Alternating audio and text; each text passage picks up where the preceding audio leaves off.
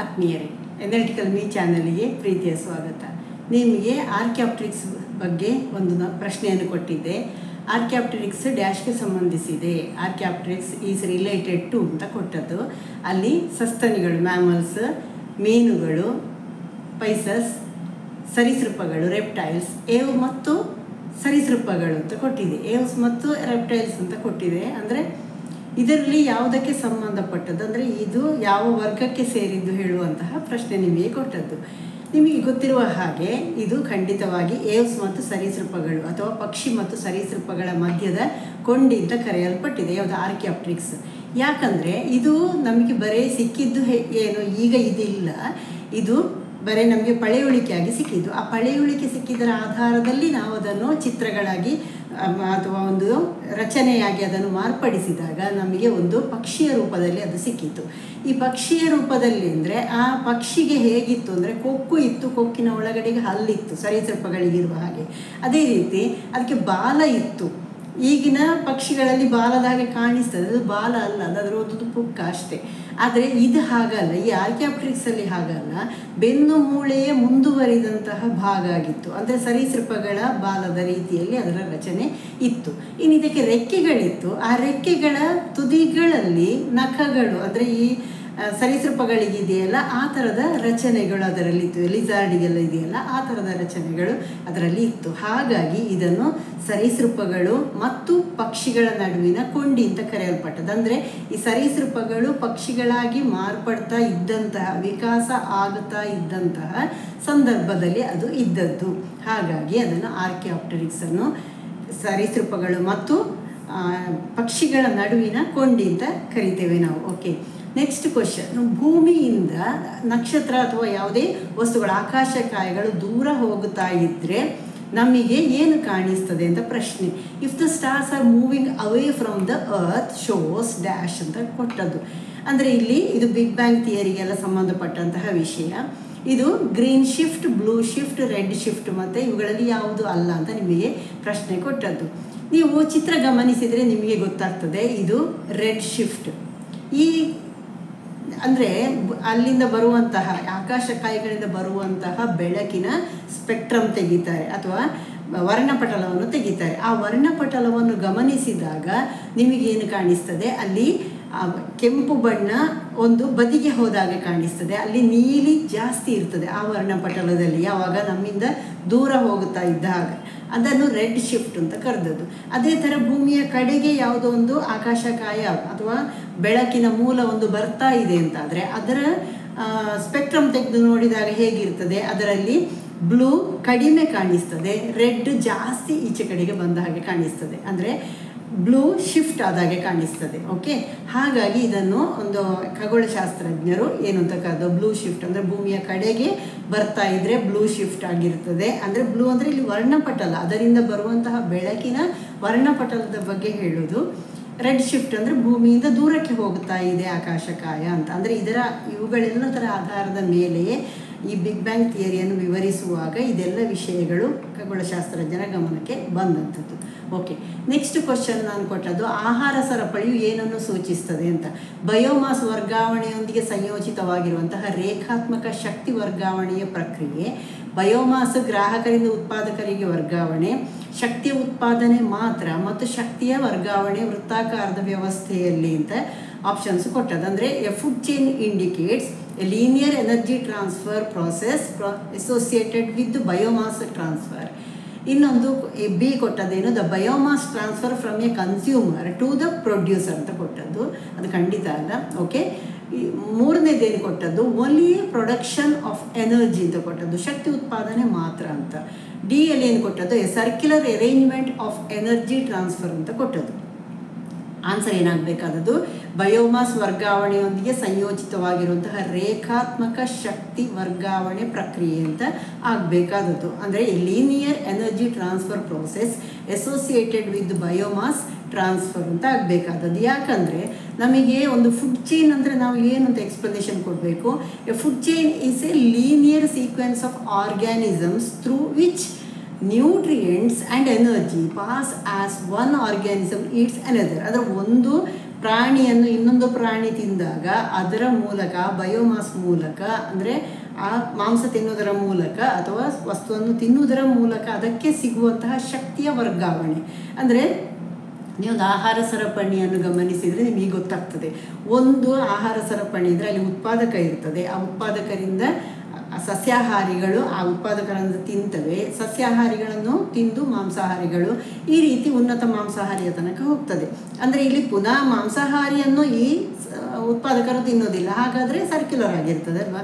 ಇದು ಹಾಗೆ ಆಗೋದಿಲ್ಲ, ಒಂದರಿಂದ ಇನ್ನೊಂದಕ್ಕೆ ವರ್ಗಾವಣೆ ಆಗುತ್ತಾ ಹೋಗುವುದು. ಅಂದರೆ ಲೀನಿಯರ್ ಆಗಿ ಅದರ ಅಂದರೆ ರೇಖಾಕೃತಿಯಲ್ಲಿ ಅದು ನಿಮಗೆ ಸಿಗ್ತದೆ, ಅಂದರೆ ನೇರ ಅದು ವರ್ಗಾವಣೆ ಆಗ್ತದೆ ಅಂತ ಅದರ ಅರ್ಥ.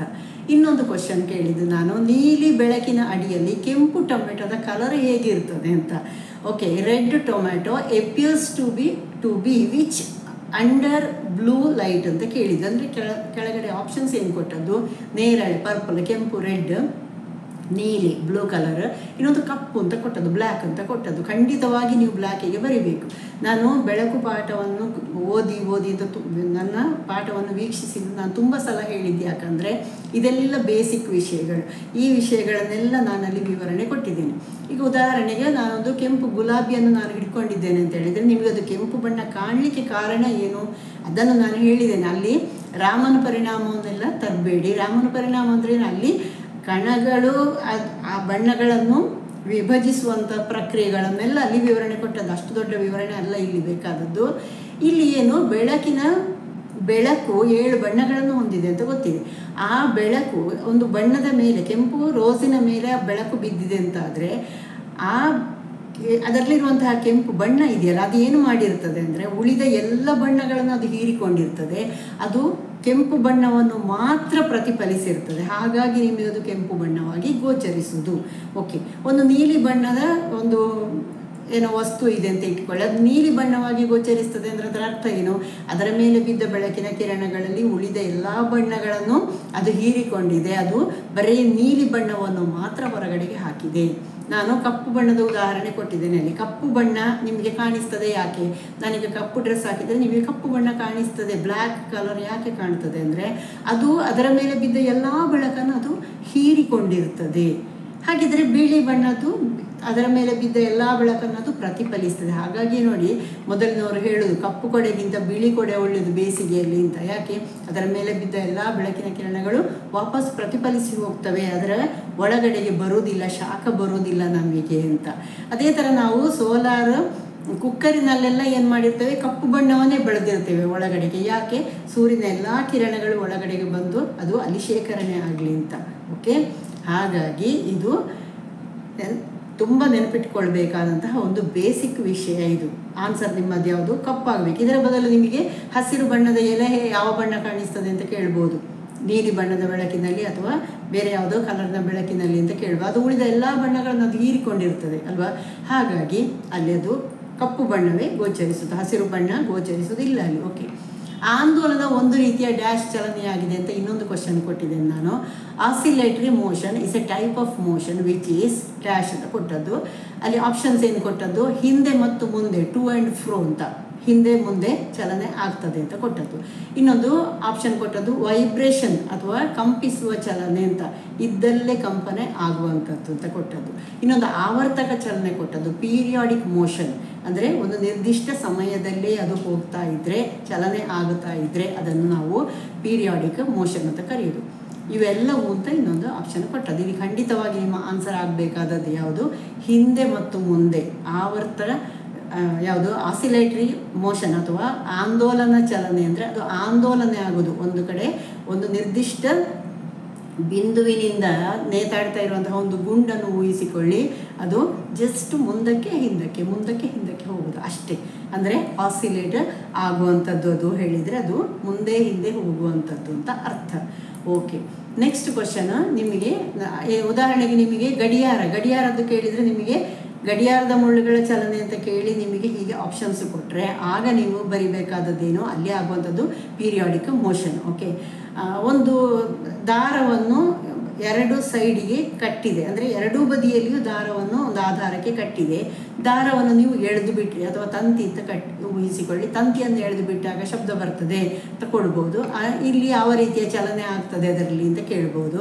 ಹಾಗೆ ಕೇಳಿದಾಗಲೇ ಅಲ್ಲಿ ಏನಾಗೋದು, ಕಂಪಿಸುವ ಚಲನೆ, ವೈಬ್ರೇಷನ್ ಆಗೋದು. ಅಥವಾ ಬ್ಯಾಂಡಲ್ಲೆಲ್ಲ ನೀವು ನೋಡಿರ್ಬೋದು, ರೌಂಡ್ ಆಗಿರುವಂತಹ ಒಂದು ಹಿತ್ತಾಳಿದು ತೆಳುವಿನ ಒಂದು ರಚನೆ ಇರ್ತದೆ. ಅದರ ಮಧ್ಯದಲ್ಲಿ ಮಾತ್ರ ಆಧಾರ ಇರ್ತದೆ. ಅದಕ್ಕೆ ಬಡಿತಾರೆ, ಬಡಿದಾಗ ಅದು ಜೋರು ಕಂಪನ ಆಗ್ತದೆ, ಚಂದ ಸೌಂಡ್ ಬರ್ತದೆ, ಈ ಸೌಂಡ್ ಬರ್ತದೆ ಅಲ್ಲ. ಇದರಲ್ಲಿ ಆಗುವಂಥದ್ದೇನು, ಇಲ್ಲಿ ಕಂಪಿಸುವ ಚಲನೆ, ವೈಬ್ರೇಷನ್. ಓಕೆ, ಇಂಥದ್ದೆಲ್ಲ ಖಂಡಿತವಾಗಿ ಪರೀಕ್ಷೆಗೆ ಕೇಳುವಂಥದ್ದು. ಹಾಗಾಗಿ ಚಲನೆ ಪಾಠದಲ್ಲಿ ನಾನು ಬೇರೆ ಬೇರೆ ರೀತಿಯ ಚಲನೆಗಳು, ಅದಕ್ಕೆ ಉದಾಹರಣೆ ಎಲ್ಲ ಕೊಟ್ಟು ವಿವರಿಸಿದ್ದೇನೆ. ಅದನ್ನು ನೋಡ್ಕೊಳ್ಬೇಕು, ಎಲ್ಲ ನೋಡ್ಕೊಳ್ಬೇಕು. ಓಕೆ, ನೆಕ್ಸ್ಟ್ ಕ್ವಶನ್ ಏನು ಕೊಟ್ಟದ್ದು, ಡಾಕ್ಟರ್ ಸಲೀಂ ಅಲಿ ಅವರು ಯಾವ ವಿಷಯಕ್ಕೆ ಪ್ರಖ್ಯಾತರು ಅಂತ. Doctor Salim Ali is well known for ornithologist, biologist, environmentalist, dermatologist ಅಂತ ಕೊಟ್ಟದ್ದು. ಇಲ್ಲಿ ಖಂಡಿತವಾಗಿ ಆರ್ನಿಥಾಲಜಿಸ್ಟ್, ಪಕ್ಷಿಶಾಸ್ತ್ರಜ್ಞ. ಇದು ತುಂಬ ಸತಿ ಬಂದದ್ದು. ಅಲ್ಲಿ ಕನ್ನಡದಲ್ಲಿ ನಿಮಗೆ ಪಕ್ಷಿಶಾಸ್ತ್ರಜ್ಞ ಅಂತ ಕೊಡ್ಬೋದು, ಅಥವಾ ಆರ್ನಿಥಾಲಜಿಸ್ಟ್ ಅಂತಲೇ ಕನ್ನಡದಲ್ಲಿ ಕೊಡ್ಬೋದು. ಅದಕ್ಕೋಸ್ಕರ ಕೊಟ್ಟ ಕ್ವಶನ್ ಇದು ಅಷ್ಟೇ. ಓಕೆ, ಇನ್ನು ಗಡಸು ನೀರನ್ನು ಮೆದುಗೊಳಿಸುವ ಜಿಯೋಲೈಟ್ ಪ್ರಕ್ರಿಯೆ ಇದೆಯಲ್ಲ, ಅದರಲ್ಲಿ ಆ ಸ್ತಂಭವನ್ನು ಹೇಗೆ ಪುನಶ್ಚೇತನಗೊಳಿಸಬಹುದು ಅಂತ ಕ್ವಶನ್ ಕೊಟ್ಟದ್ದಕ್ಕೆ ತುಂಬ ಜನ ತಪ್ಪು ಮಾಡಿದ್ದೀರಿ. ಅಲ್ಲಿ ಯಾಕೆ ಮ್ಯಾಗ್ನೀಷಿಯಂ ಕ್ಲೋರೈಡ್ ದ್ರಾವಣ ಅಂತೆಲ್ಲ ಬರೆದಿದ್ದೀರಿ ಅಂತ ನನಗೆ ನಿಜವಾಗ್ಲೂ ಅರ್ಥ ಆಗಲ್ಲ. ಯಾಕಂದರೆ ಅಲ್ಲಿ ಕ್ಯಾಲ್ಸಿಯಂ ಕ್ಲೋರೈಡ್ ಮತ್ತು ಮ್ಯಾಗ್ನೀಷಿಯಮಿನ ಕ್ಲೋರೈಡುಗಳು ಮತ್ತು ಸಲ್ಫೇಟ್ಗಳು ಶಾಶ್ವತ ಗಡಸುತನವನ್ನು ಉಂಟು ಮಾಡೋದು. ಈ ಶಾಶ್ವತ ಗಡಸುತನವನ್ನು ಹೋಗಲಾಡಿಸಲಿಕ್ಕೆ ಆ ಸ್ತಂಭದಲ್ಲಿ ಏನನ್ನು ತಗೊಳ್ಳೋದು, ಸೋಡಿಯಂ ಅಲ್ಯೂಮಿನಿಯಂ ಸಿಲಿಕೇಟ್ ಅಂತ ತಗೊಳ್ಳೋದು. ಸೋಡಿಯಂ ಅಲ್ಯೂಮಿನಿಯಂ ಸಿಲಿಕೇಟನ್ನು ತಗೊಂಡಾಗ ಈ ಕ್ಯಾಲ್ಸಿಯಂ ಕ್ಲೋರೈಡ್ ಅಥವಾ ಮ್ಯಾಗ್ನೀಷಿಯಮ್ ಸಲ್ಫೇಟ್ ಇದೆಯಲ್ಲ, ಇವುಗಳು ಆ ನೀರಿನಲ್ಲಿ ಹಾದು ಹೋಗುವಾಗ, ಯಾವಾಗ ಜಿಯೋಲೈಟಲ್ಲಿ ಹಾದು ಹೋಗುವಾಗ ಅಲ್ಲಿ ಏನಾಗೋದು, ಆ ಕ್ಯಾಲ್ಸಿಯಂ ಕ್ಲೋರೈಡ್ ಇದ್ದದ್ದು ಈ ಸೋಡಿಯಂ ಅಲ್ಯೂಮಿನಿಯಂ ಸಿಲಿಕೇಟಿನಲ್ಲಿರುವ ಸೋಡಿಯಂ ಅಯಾನ್ನೊಟ್ಟಿಗೆ ವಿನಿಮಯ ಆಗಿ ಸೋಡಿಯಂ ಕ್ಲೋರೈಡ್ ಆಗ್ತದೆ. ಹಾಗಾಗಿ ಅಲ್ಲಿ ಗಡಸು ನೀರು, ಮೆದು ನೀರು ಆಗೋದು. ಓಕೆ, ಅದೇ ಥರ ಸಲ್ಫೇಟ್ಗಳು, ಸೋಡಿಯಂ ಸಲ್ಫೇಟ್ ಆದರೆ ನಮಗೆ ಪ್ರಾಬ್ಲಮ್ ಇಲ್ಲ, ಆ ರೀತಿ ಆಗೋದು. ಅಂದರೆ ಏನಾಯಿತು, ತುಂಬ ಸಲ ಅದರಲ್ಲಿ ನೀರು ಹಾದು ಹೋದಾಗ, ಗಡಸು ನೀರು ಹಾದು ಹೋಗುವಾಗ ಏನಾಯಿತು, ಆ ಸೋಡಿಯಂ ಅಯಾನುಗಳೆಲ್ಲ ಕಡಿಮೆ ಆಯಿತು. ಸೋಡಿಯಂ ಅಯಾನುಗಳೆಲ್ಲ ಕಡಿಮೆ ಆದಾಗ ಅದನ್ನು ಪುನಶ್ಚೇತನಗೊಳಿಸುವುದು ಹೇಗೆ, ಇನ್ನು ಅದರಲ್ಲಿ ಮೆದು ನೀರು ಬರೋದಿಲ್ಲ ಅಂತ ಆಗುವಾಗ ಅದಕ್ಕೆ ಏನು ಮಾಡೋದು ಅಂತ ಪ್ರಶ್ನೆ ಇದ್ದದಿಲ್ಲ ಅಲ್ವಾ. ಹಾಗಾಗಿ ನಿಮ್ಮ ಆನ್ಸರ್ ಏನಾಗಬೇಕಿತ್ತು, 10% ಸೋಡಿಯಂ ಕ್ಲೋರೈಡ್ ದ್ರಾವಣವನ್ನು ಅದರ ಮೂಲಕ ಹಾಯಿಸೋದು. ಹಾಗೆ ಹಾಯಿಸುವಾಗ ಏನಾಯಿತು, ಅಲ್ಲಿ ಆ ಸೋಡಿಯಂ ಅಲ್ಯೂಮಿನಿಯಂ ಸಿಲಿಕೇಟ್ ಇದ್ದದೆಲ್ಲ ಈಗ ಮ್ಯಾಗ್ನೀಷಿಯಮ್ ಸಲ್ಫೇಟ್ ಅದರಲ್ಲಿ ಇದ್ದದ್ದು ಅಂತ ಇಟ್ಕೊಳ್ಳಿ. ಆ ನೀರಲ್ಲಿ ಮ್ಯಾಗ್ನೀಷಿಯಂ ಅಲ್ಯೂಮಿನಿಯಂ ಸಿಲಿಕೇಟ್ ಆಗಿತ್ತು. ಈಗ ನೀವು ಸೋಡಿಯಂ ಕ್ಲೋರೈಡ್ ದ್ರಾವಣ ಹಾಯಿಸಿದಾಗ ಏನಾಯಿತು, ಈ ಸೋಡಿಯಂ ಅಯಾನುಗಳೆಲ್ಲ ಹೋಗಿ ಮ್ಯಾಗ್ನೀಷಿಯಮನ್ನು ಪುನಃ ತೆಗಿತವೆ.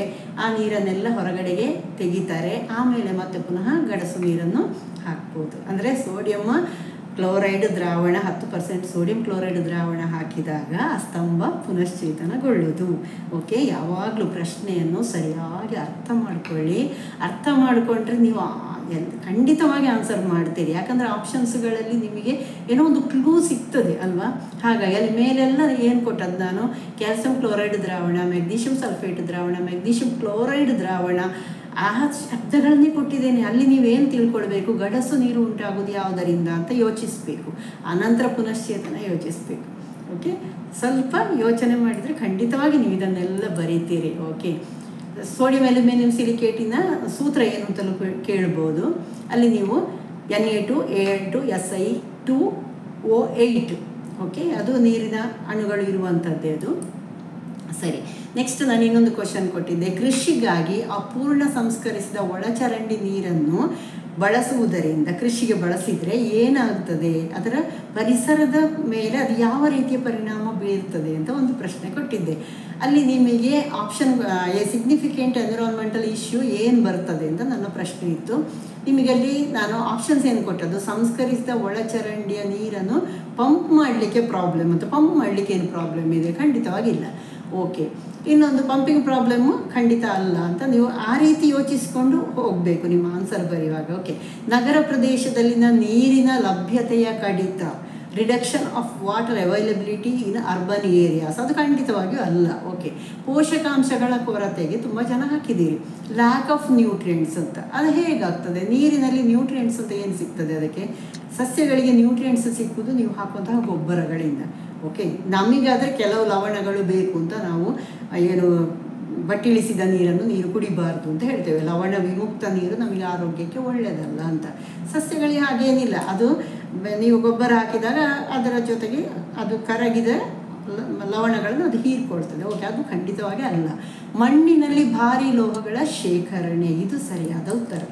ಇದು accumulation of heavy metals in soils ಅಂತ ಇದೆಯಲ್ಲ, ಇದು ಸರಿಯಾದ ಉತ್ತರ. ಓಕೆ, ಅಂದರೆ ಇಲ್ಲಿ ಕೆಲವು ಸಂಶೋಧನೆಗಳನ್ನು ಮಾಡಿದರೆ ಭಾರತ, ಪಾಕಿಸ್ತಾನ, ಚೀನಾ ಮತ್ತು ಏಷ್ಯಾದ ಕೆಲವು ರಾಷ್ಟ್ರಗಳದ್ದೆಲ್ಲ ಸ್ಯಾಂಪಲ್ ತಗೊಂಡು ನೋಡಿದ್ದಾರೆ. ಈ ಥರ ಏನು ಕಲುಷಿತ ನೀರನ್ನು ಅಪೂರ್ಣವಾಗಿ ಸರಿಯಾಗಿ ಸಂಸ್ಕರಿಸದೆ, ಅಂದರೆ ಭಾರಲೋಹಗಳನ್ನು ಅದರಿಂದ ತೆಗೆಯದೆ, ಅಂದರೆ ಭಾರಲೋಹಗಳು ಯಾವುದಿರ್ತದೆ? ಕ್ಯಾಡ್ಮಿಯಮ್ಮು, ಸೀಸ ಎಲ್ಲ ಇರ್ತದೆ. ಅದನ್ನು ತೆಗೆಯದೆ ನೀರನ್ನು ಹಾಗೆ ಕೃಷಿಗೆ ಬಳಸಿದರೆ, ಅಂದರೆ ನಿಮಗೆ ನೀರಿನ ಶುದ್ಧೀಕರಣದೆಲ್ಲ ಬಂದಿದೆ, ಏನು ಅದನ್ನು ಸೆಡಿಮೆಂಟೇಷನ್ ಮಾಡುವಂಥದ್ದು, ನಂತರ ಆಕ್ಸಿಜನ್ ಹಾಯಿಸುವುದು, ಅದೆಲ್ಲ ಹಂತಗಳೆಲ್ಲ ಆದ ನಂತರ ಬರುವ ನೀರು ಅಂತ. ಅಲ್ಲಿ ಭಾರಲೋಹಗಳನ್ನು ತೆಗಿಲಿಕ್ಕೆ ಅಥವಾ ಕ್ಯಾಡ್ಮಿಯಮ್ ಅಂಥದ್ದನ್ನು ಹೊರ ತೆಗಿಲಿಕ್ಕೆ ಅಲ್ಲಿ ಯಾವುದೇ ಪ್ರಾಸೆಸ್ ಇಲ್ಲ. ಅಂತಹ ನೀರನ್ನು ಉಪಯೋಗ ಮಾಡಿದರೆ ಏನಾಗ್ತದೆ ಹೇಳುವಂಥದ್ದು ಇಲ್ಲಿ ಪ್ರಶ್ನೆ, ಸರಿಯಾ? ಹಾಗಾಗಿ ಈ ಯಾವುದು ಲೆಡ್ ಮತ್ತು ಕ್ಯಾಡ್ಮಿಯಮ್ಮು ಅದರಲ್ಲಿ ಉಳ್ಕೊಳ್ತದೆ, ಅದು ಮಣ್ಣಿನ ಪೋಷಕಾಂಶವನ್ನು ಹಾಳು ಮಾಡ್ತದೆ, ಅಥವಾ ಮಣ್ಣಿನಲ್ಲಿ ಅದು ಸೇರಿದರೆ ಅದು ಏನಾಗುತ್ತೆ? ಸಸ್ಯದ ಮೂಲಕ ನಮ್ಮ ದೇಹಕ್ಕೆ ಬರುವಂಥದ್ದು. ಓಕೆ, ಇದು ದೊಡ್ಡ ಸಮಸ್ಯೆ ಆಗಿರೋದು. ಇನ್ನು ಭಾರತದ ಮೊದಲ 24x7 ಸೌರಶಕ್ತಿ ಚಾಲಿತ ಗ್ರಾಮ ಯಾವುದು ಅಂತ ಪ್ರಶ್ನೆ ಕೇಳಿದೆ. ತುಂಬ ಜನ ನೀವು ಆನ್ಸರ್ ಬರೆದಿದ್ದೀರಿ.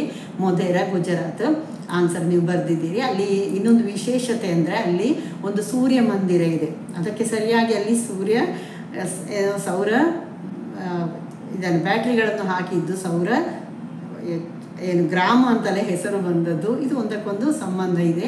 ಹಾಗಾಗಿ ಇದಕ್ಕೆ ಪರಿಸರ ಶಕ್ತಿ ಮತ್ತು ಪರಿಸರ ಸಂರಕ್ಷಣೆಯ ಜಾಗತಿಕ ನಕ್ಷೆಯಲ್ಲಿ ಅದಕ್ಕೆ ಒಂದು ಸ್ಥಾನವನ್ನು ಕೊಡಲಾಗಿದೆ. ಓಕೆ, ನೆಕ್ಸ್ಟ್, ಯಾವ ಭಾರತೀಯ ಕ್ಷಿಪಣಿ ಶಸ್ತ್ರಾಸ್ತ್ರಗಳು ಅಂದರೆ ಯಾವ ಭಾರತೀಯ ಕ್ಷಿಪಣಿ ಪರಮಾಣು ಶಸ್ತ್ರಾಸ್ತ್ರಗಳನ್ನು ತೆಕ್ಕೊಂಡು ಹೋಗುವಂತಹ ಸಾಮರ್ಥ್ಯವನ್ನು ಹೊಂದಿದೆ ಅಂತ ಒಂದು ಕೊಟ್ಟಂತಹ ಪ್ರಶ್ನೆ. ಇಲ್ಲಿ ನಾಗ್, ತ್ರಿಶೂಲ್ ಮತ್ತು ಪೃಥ್ವಿ ಇವುಗಳನ್ನು ಕೊಟ್ಟದ್ದು ನಾನು ಆಪ್ಷನ್ಸ್ ಅಂತ. ಅದರಲ್ಲಿ ನಿಮ್ಮ ಆನ್ಸರ್ ಪೃಥ್ವಿ ಆಗಬೇಕು.